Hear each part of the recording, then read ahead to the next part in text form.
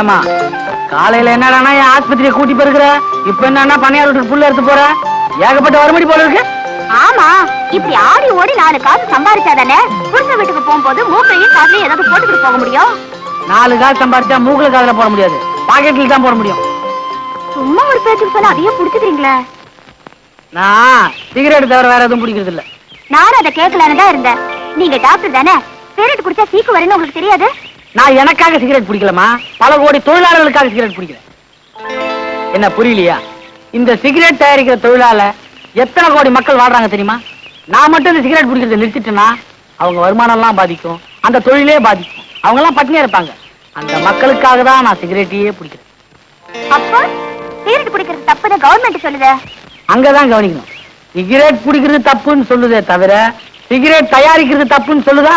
இல்ல சிகரெட் விற்கிறது தப்புன்னு சொல்லுதா? இல்ல. ஏன்னா கவர்மெண்ட்டுக்கே சிகரெட்டால வருமானம் இருக்கு. நான் ஏன் சிகரெட் பிடிக்கிறேன்னு இப்ப உனக்கே தெரிஞ்சிருக்கும். ஒண்ணு தொழிலாளர்களுடைய பட்டினி, இன்னொன்னு கவர்மெண்டோட வருமானம். என்ன மத்தவங்க எல்லாம் சிகரெட் பிடிச்சி உடம்பு கட்ட பிறகு மருந்து சாப்பிடுவாங்க, நான் டாக்டர் ஆகிறதால முதல்லயே மருந்து சாப்பிட்டு அப்புறம் சிகரெட் பிடிக்கிறேன். நாங்க 4 காசுக்கு நாயா பாடுபடுறோம், நீங்க காசை புகையா விடுறீங்க. உங்களுக்கு என்ன போச்சு? வரவதான கொண்டு வர போறா? எங்களை மாதிரியா காசு சேர்த்து கல்யாணம் பண்ண போறீங்க? அழகுமா, ஓ அழகுக்கு நீ காசு சேர்த்து வைக்க வேணாம். உன்னை கட்டிக்கு போறவங்க தான் பாக்கெட்ல காசு கொண்டாடணும். நல்லாதான் பேசுறீங்க. ஆமா, உங்க பாக்கெட்ல எவ்வளவு இருக்கு? என் பாக்கெட்ல இருக்கிறத கொடுத்தா என்ன நீ கட்டிக்குவியா? நிஜமா. அப்புறம் பேச்சு மாறக்கூடாது. நான் பேச்சு மாறது இருக்கட்டும், உங்க சட்டையில பாக்கெட்டே இல்ல, முதல்ல அதை கவனிங்க.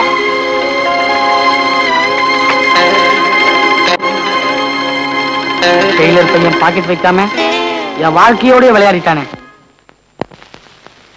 டாக்டர், நீங்க யாரு மேலையும் குத்தம் சொல்ல வேணாம். 2 மேட்டையும் சோதிச்சு பார்த்து ஒரு முடிவுக்கு வாங்க. சோதனை பண்றதுக்கு நீங்க என்ன கள்ளக்கடத்தலா பண்றீங்க? டாக்டர், 6 ஏக்கர்ல நிலம் வாங்கி இவ பேர்ல எழுதி வச்சிருக்கேன். 6 பவுன்ல அட்டியா செஞ்சு போட்டிருக்கேன். அக்கம் பக்கத்துல ஆத்திர அவசரத்துக்கு 1000 ரூபாய் கொடுத்து வச்சிருக்கேன். இது தவிர ஒரு மனுஷன் என்ன செய்ய முடியும்? இவ்வளவு செஞ்சு என்ன பிரயோஜனம்? எல்லாம் அடிபடுற மாதிரி ஒரு சின்ன வீடு வச்சிருக்கிய. புருஷன் உண்மையா நடந்தாவே போதும், அதுவே பொண்டாட்டிக்கு பெரிய சொத்து. நீ சொல்ற மாதிரி இந்த நகை நெட்டெல்லாம் சின்ன வீட்டுக்கு வேணும்னா சரிப்பட்டு வரும். டாக்டர், நல்லா புரியும்படியா சொல்லுங்க. உனக்கு வக்காலத்து வாங்குறதா நினைச்சுக்காத. நீ இறுக்கி பிடிச்சா அவர் ஏன் வெளில போறாரு? நான் என்னங்க பண்ணுவேன்? அவரை பிடிக்கிற அளவுக்கு என் உடம்புல தெம்பு இல்லைங்களே. தெம்பு இல்லையா? எங்க கையை காட்டு. நாடிய பாப்பீங்கன்னு பார்த்தா கைரேகை பாக்குறீங்க. முதல்ல நான் ரேகையை தாங்க பாப்பேன். ஏன்னா போற கேஸ் இருந்தா முதல்ல சொல்லிடலாம் பாருங்க. எதுக்கு வீணா வைத்திய செலவு? எப்படி இந்த ரேகை போற மாதிரி தெரியுதா, இருக்கிற மாதிரி தெரியுதா? ஏமா நீ இந்த ஆள் கூட வாழ்ந்தே ஆகணுமா? என்னங்க இவர் இப்படி சொல்றாரு? ஆமா, நீ ஒல்லி, நான் குண்டு, பின்ன சொல்ல மாட்டாரு. அது இல்லையா, இந்த கைராசிக்கு ஒரு பெரிய புதையிலே காத்துக்கிட்டு இருக்கு. அதை இந்த அம்மா கையாலே தான் இருக்கணும். டாக்டர், நிஜமாக சொல்றீங்க? யோ, நான் டாக்டருக்கு படிச்சதை விட ஜோசியம் படிச்சது தான் அதிகம். கல்யாணி, கல்லானாலும் கணவன், புதையலானாலும் புருஷம்மா. டாக்டர், என் பொண்டாட்டி குணமா இருக்கு, நல்ல மருந்தா கொடுங்க டாக்டர். மருந்துலாம் ஒண்ணும் வேணாம், அந்த சின்ன வீட ஓரம் கட்டி வச்சுட்டு நல்லா சிரிச்சு பேசுங்க, சரியா போயிடும். கல்யாணி, நீ வா, புதையல் கிடைச்சோன்னு ஒரு நல்ல டாக்டரா பாப்போம். பாத்துமா, பாத்து. காத்தடிக்குது, பறந்துட போற. எங்க டாக்டர், உங்களுக்கு கைரேகை எல்லாம் பார்க்க தெரியுமா? பொம்பளைங்களுக்கு எல்லாம் பாப்பேன். அப்படின்னா எனக்கு பாருங்க.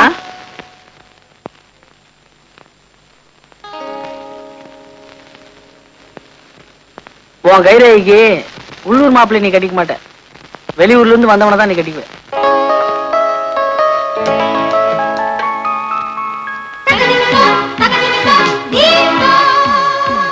ஏங்க, இந்த மாதிரி 2 பேருக்கு கை ஜோசியம் பாத்தீங்கன்னா உங்களை டாக்டர்னே சொல்ல மாட்டாங்க, ஜோசியக்காரர் தான் சொல்லுவாங்க. டாக்டர்னா கோட்டெல்லாம் போடுவாங்கல்ல. கோட்டா? ஓ கோட்டா, அதெல்லாம் போட்டா நமக்கு நல்லா இருக்காதுங்க. எவ சொன்னா நல்லா இருக்காதுன்னு? நான் சொல்றேன், நீங்க கோட்டு போட்டா ராசா மாதிரி இருப்பீங்க.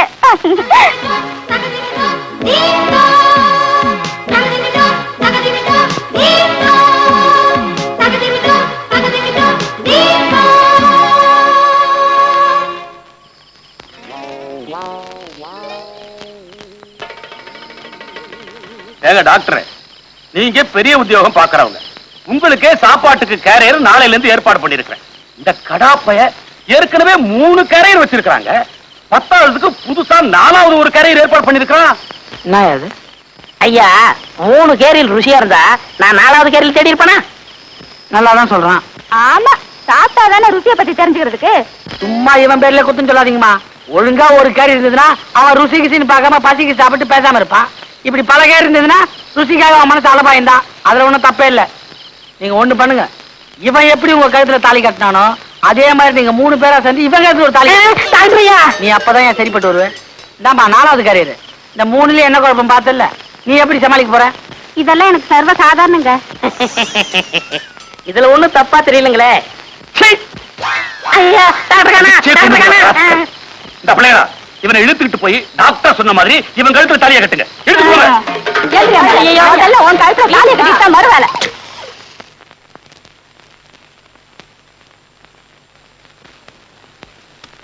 சொல்லுமா, உடம்பு என்ன பண்ணுது?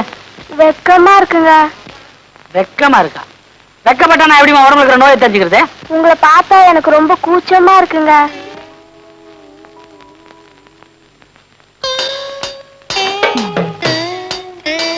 எதுக்கு நோயை கண்டுபிடிக்க ஒரே மாற்றீங்க? நீ கூச்சப்படுறன்னு தெரிஞ்ச பிறகு நான் உஷாரா இருக்க வேணா?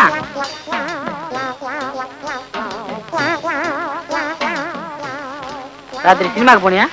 அது எப்படி உங்களுக்கு தெரியும்? நாடிய பார்த்தா தெரியுதே. என்ன படம்? 16 வயது நிலை. அது சரி. அதுல டாக்டர் கோழியை செக் பண்ணுவார, அது உனக்கு ரொம்ப பிடிச்சிருக்குமே. அது எப்படி கரெக்டா சொல்றீங்க? நாடி கொக்கரக்கோன்னு. ஏங்க, எனக்கு இந்த நோய் எப்ப தீரும்? இப்பதான் ஆரம்பிச்சிருக்கு. உடனே மருந்து கொடுத்தா அப்புறம் நோய்க்கு ஒரு மரியாதை இருக்காது. நீ என்ன பண்ற, டெய்லி என் வயசு பசங்க கிட்ட சிரிச்சு சிரிச்சு பேசுற, சீக்கிரமா பலன் கிடைக்கும். அப்படின்னா நான் உங்ககிட்டயே பேசுறேனே. வேணாமா, நானே இப்பதான் ஊருக்குள்ள வந்து கொஞ்ச நாள் ஆகுது. உன்கிட்ட பேசிட்டு மாத்திரையை மாத்தி கொடுத்தேன்னு வச்சுக்க, அப்புறம் நான் ஊரையே மாத்திக்க வேண்டியதுதான். மாத்திரையை மாத்தினாலும் மாத்துங்க, ஆனா ஊரை மட்டும் மாத்தாதீங்க. அப்புறம் இந்த சின்ன மனசு தாங்காது.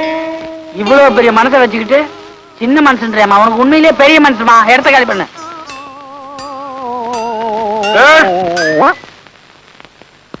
உட்கார்.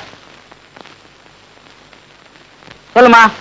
என்னைய நாளைக்கு பொண்ணு பார்க்க வராங்க. ஓஹோ, சரி, நாளைக்கு நான் வந்துடுறேன். அது இல்ல டாக்டர், அதுல ஒரு பிரச்சனை. என்ன? வர்ற மாப்பிளைக்கு உடம்புல எதுனா கோளாரா? இல்ல டாக்டர், எனக்கு தான் உடம்புல கோளாறு. உடம்புக்கு என்னம்மா? உடம்புக்கு ஒண்ணு இல்ல டாக்டர், நான் ரொம்ப கருப்பா இருக்கேன். என்னை பார்க்க வர மாப்பிள்ள ரொம்ப சிகப்பா இருக்காரு.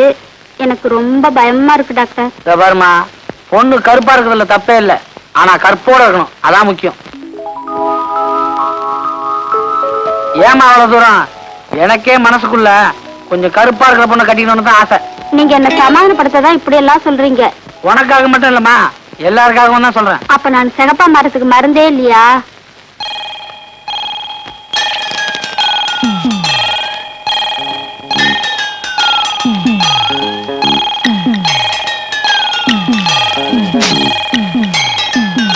ஃபேர் லவ்லின்னு ஒரு மருந்து, அத குளிக்கிறதுக்கு முன்னாடி ஒரு வாட்டி, குளிச்ச பிறகு 2 வாட்டி, சாப்பிடறதுக்கு முன்னாடி 2 வாட்டி, சாப்பிட்ட பிறகு ஒரு வாட்டி பூசிக்கிட்டே வா.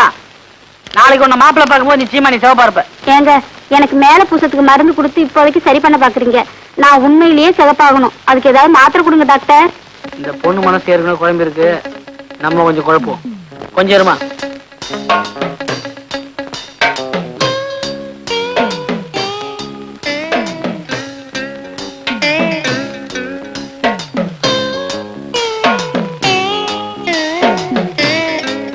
இந்த மாத்திரை சாப்பிட்டு நல்லா தூக்கம் வரான், பயந்துடாத. முழிச்சு பார்த்தா நீ நல்ல சிவப்பா இருப்ப. உன் மாப்பிள்ளை வந்து சொல்லி அனுப்பு. ஏங்க, ஆ? நீங்க வெள்ளி ஆபரத்துக்கு கூட மாத்திரை வச்சிருக்கீங்களா? என்ன இதெல்லாம் என்ன? இதெல்லாம் சாப்பிட்டா நல்லா கலர் ஆயிருவாங்கம்மா. இதெல்லாம் சாப்பிட்டா? இதெல்லாம் சாப்பிட்டா உயரமாயிருவாங்க, பட் நான் யூஸ் பண்றது இல்ல. சோத்த வேண்டாம்.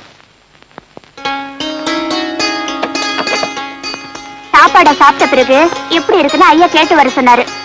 நீ எப்ப சாப்பாடு போட போற? ஒரு தடவை வந்திருக்க. இந்த சாப்பாடு இல்லம்மா, உன் கல்யாண சாப்பாடு சொன்னேன்.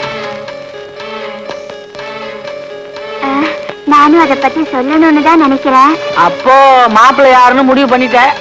டாக்டர் கிட்டயும் வக்கீல் கிட்டயும் எதையும் மறைக்க கூடாது. மாப்பிள்ளை உள்ளூரா வெளியூரா? வெளியூரு.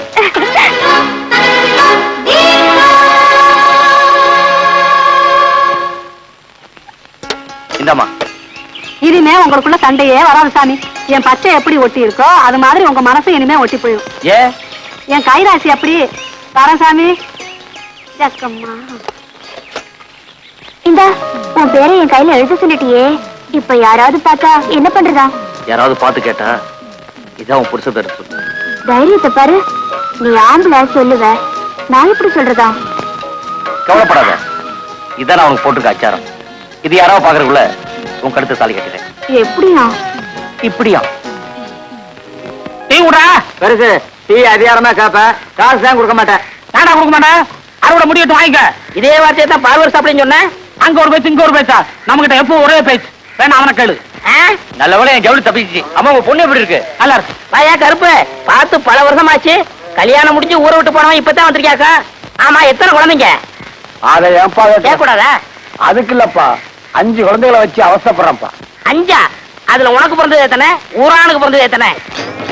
ஏய், கேக்குறேன்ல, பதில் சொல்றா. என்ன சொன்னேன்? ஐயோ, அடிக்கிறானே, அடிக்கிறானே. ஐயோ, ஐயோ, காப்பாத்துங்க, காப்பாத்துங்க. ஐயோ, விடுங்க. ஐயோ, என்ன எங்க தகராறு? அவரோட குழந்தை எல்லாம் உனக்கு பிறந்தது எத்தனை, ஊரானுக்கு பிறந்தது எத்தனைன்னு கேக்குறாரு. அவர் அடிக்காம என்ன அவன் கேட்டதுல ஒண்ணும் தப்பா தெரியலையே. என்ன டாக்டர் குழப்பறீங்க? நீ எல்லாம் ஒரு டாக்டராயா? பின்ன என்ன வக்கீலா? யோ, அவசரப்படாத. உனக்கு பிறந்ததுல ஆண் எத்தனை பொண்ணு எத்தனை? பொண்ணு 3, ஆண் 2. இப்போ பெருமாள் சொன்னது என்ன அர்த்தம்னாங்க, ஆம்பளை பிள்ளைங்களா இருந்தா கடைசி வரைக்கும் நம்மளை காப்பாத்தோம். அதனால அது நமக்காக பிறந்தது. பொம்பளை பிள்ளைங்க அப்படி இல்லைங்களே, என்னைக்கா இருந்தாலும் இன்னொரு வீட்டுக்கு போக போகுது. அதனாலதான் அது ஊரானுக்கு பிறந்தா அவன் சுருக்கமா சொல்லியிருக்கான். ஏன்னா அப்படித்தானே? அதுக்கு அப்படி ஒரு அர்த்தம் இருக்கா? வேற அர்த்தமா தான் உதவி வாங்கிக்க. வேணாம். டாக்டர் என்கிட்ட அருமையான துணி இருக்குது, வேணுமா? இது நல்ல டிசைனே தெரியலையா? எனக்கு இதை பாத்திரம் தான் இந்த யோசனையே வந்துச்சு. என்ன டாக்டர், காலையில இருந்து ஊர்ல இல்லையா? பையனை தேட சொன்ன. தேடுற அளவுக்கு நாங்க முக்கியமான விஷயம். நல்ல விஷயம் தான். நம்ம அழகம்மாவுக்கு நிச்சயம் இருக்கு. மாப்பிள்ளை வருதான், வழி அனுப்பிச்சு வந்துடுறேன்.